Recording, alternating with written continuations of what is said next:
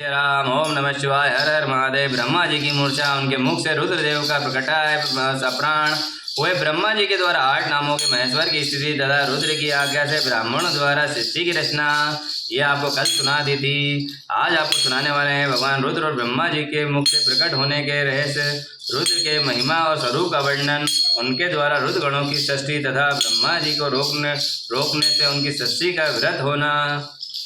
बोलो उमापति महादेव की जय। कालोकाल महाकाल की जय। ऋषि बोले, प्रभु आपने चतुर्मुख ब्रह्मा जी के मुख से परमात्मा रूप देव की सृष्टि बताई है। इस विषय में हमें संशय होता है। जो प्रलय काल में कुपित होकर ब्रह्मा विष्णु और अग्नि सहित समस्त लोगों को संहार कर डालते हैं, उन्हें ब्रह्मा और विष्णु के वेश से प्रणाम करते हैं। जिन्हें लोग संहारकारी महेश्वर के वश में वे दोनों सदा ही रहते हैं। जिन महादेव जी की पूर्व काल में ब्रह्मा और विष्णु जी ने अपने शरीर से प्रकट किया था, जो प्रभु सदा ही उन दोनों के योग क्षेम का निर्वाह करने के लिए आदि देव पुरातन पुरुष भगवान रुद्र अव्यक्त जन्मा ब्रह्मा पुत्र कैसे हो गए। साथ भगवान ब्रह्मा ने मुनियों से जैसी बात बताई थी, वही सब आप ठीक हमें बताइए, हमसे कहिए। भगवान शिव के उत्तम यश का श्रवण करने के लिए हम हृदय में बड़ी श्रद्धा है।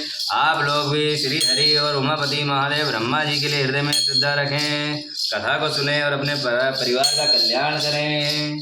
वायु देवता ने कहा, हे ब्राह्मण, तुम सब जिन लोगों की जिज्ञासा में कुशल हो, तुमने ये बहुत ही उचित प्रश्न किया है। मैंने भी पूर्व काल में पितामह ब्रह्मा जी के समक्ष यही प्रश्न रखा था।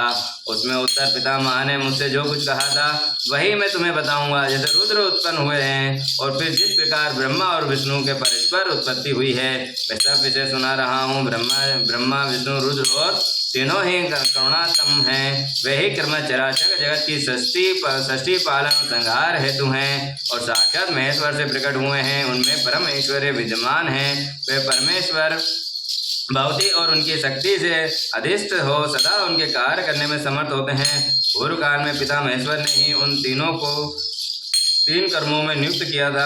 ब्रह्मा की सृष्टि काल में विष्णु की रक्षा कार्य में तथा रुद्र की संहार कार्य में नियुक्ति हुई थी। कल्पांतर में परमेश्वर शिव के प्रसाद से रुद्र ने ब्रह्मा और नारायण की सृष्टि की थी। इसी तरह दूसरे कल्प में जगन में ब्रह्मा ने रुद्र तथा विष्णु को उत्पन्न किया था। फिर कल्पांतर में भगवान विष्णु ने रुद्र तथा ब्रह्मा जी की सृष्टि की थी। इस तरह पुनः ब्रह्मा जी ने नारायण और रुद्रदेव में ब्रह्मा की सृष्टि की।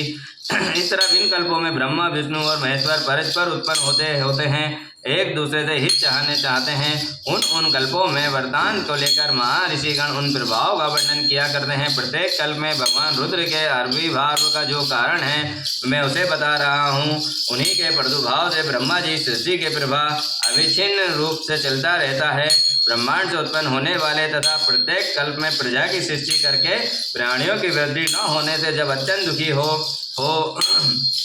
मूर्छित हो जाते हैं, तब उनके दुख की शांति के लिए प्रजावर की वृद्धि उनके लिए उन कल्पों में रुद्र गणों के स्वामी काल स्वरूप नील लोहित महेश्वर रुद्र अपने कारणभूत परमेश्वर की आज्ञा से ब्रह्मा जी के पुत्र होकर उन पर अनुग्रह करते हैं। वे ही तेजो राशि अनामय अनादि अनंत दाता भूत संहारक और सर्वव्यापी भगवान इष्ट परम ऐश्वर्य से संयुक्त परमेश्वर से भावती हैं। सदा उन्हीं की शक्ति से अधिष्ठ हो उन्हीं चिन्ह के धारण करते हैं, उन्हीं के नाम से प्रसिद्ध हो, उन्हीं के समान रूप धारण करने के कार्य करने में समर्थ होते हैं। इनका सारा व्यवहार उन्हीं के परमेश्वर के समान होता है।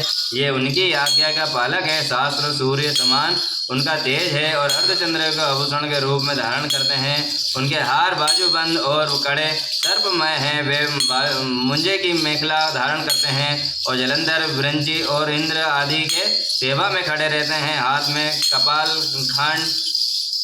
कपाल खंड उनकी शोभा बढ़ाता है। गंगा की ऊंची तरंगों से उनकी पिंगल वर्ण वाले केश और मुख भीगे रहते हैं। उनकी कामनी कैलाश पर्वत के भिन्न प्रांत टूटी हुई दाढ़ वाले सिंह आदि वन्य पशु का अग्रगांध हैं। उनके बाएं कान में पास गोलाकार कुंडल झिलमिला रहता है। वे महान वृषभ पर सवारी करते हैं। उनकी बाड़ी महान मेघ की गर्जना के समान गंभीर कांति प्रचंड अग्नि के समान उद्दीप्त है और बल पराक्रम और भी महान है। इस प्रकार ब्रह्मपुत्र महेश्वर का विशाल रूप बड़ा भयानक है। वे ब्रह्मा जी को विज्ञान देकर सृष्टि कार्य में उनकी सहायता करते हैं।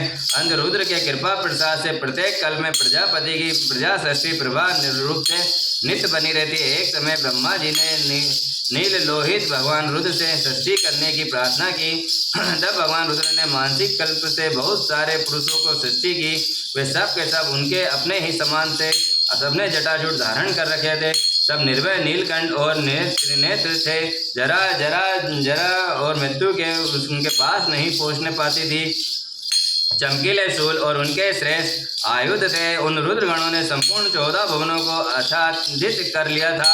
उन विविध रुद्रों को देखकर पितामह ने रुद्रदेव से कहा, देव देवेश्वर, आपको नमस्कार है, नमस्कार है, नमस्कार है। आप ऐसी प्रजाओं की सृष्टि ना कीजिए, आपका कल्याण हो। आप दूसरी प्रजाओं की सृष्टि कीजिए, मरण धर्म वाली हो। ब्रह्मा जी के ऐसे कहने पर परमेश्वर रुद्र ने उनसे हंसते हुए बोले, मेरी सृष्टि वैसी ही होगी। अशुभ और प्रजाओं की सृष्टि तुम ही करो। ब्रह्मा जी ऐसा कहकर संपूर्ण भूतों के स्वामी भगवान रुद्र उन रुद्रगणों के साथ प्रजा की सृष्टि कार्य में निर्मित हो गए। बोलो महापति महादेव की जय। कालो काल महाकाल की जय।